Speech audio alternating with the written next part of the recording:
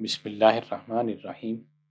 حضرت عبداللہ بن عمر سے روایت ہے، فرماتے ہیں کہ جب آپ صلی اللہ علیہ وسلم اعتکاف بیٹھتے تھے تو آپ صلی اللہ علیہ وسلم کا بستر یا چارپائی ستون توبہ کے پیچھے رکھ دی جاتی تھی۔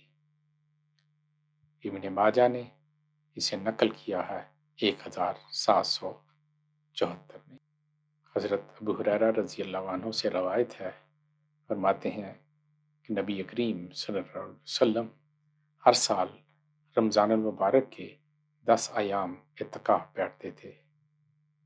اگر کسی سال آپ صلی اللہ علیہ وسلم اعتکاف نہ بیٹھ سکتے تو آئندہ سال آپ صلی اللہ علیہ وسلم 20 روز اعتکاف فرماتے تھے۔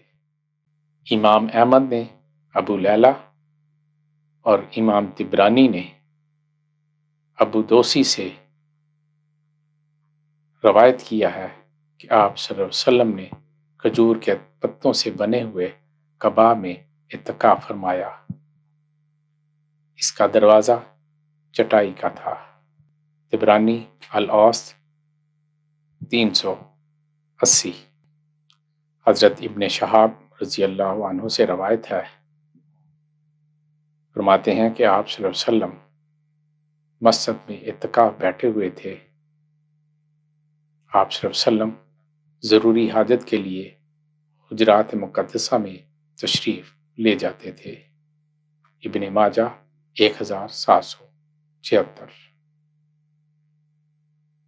ام المومنین حضرت عائشہ صدیقہ رضی اللہ عنہا فرماتی ہیں کہ رسول اللہ صلی اللہ علیہ وسلم جب اعتکاف کا ارادہ کرتے تو فجر پڑھتے، پھر اپنے معتکف جائے اعتکاف میں داخل ہو جاتے۔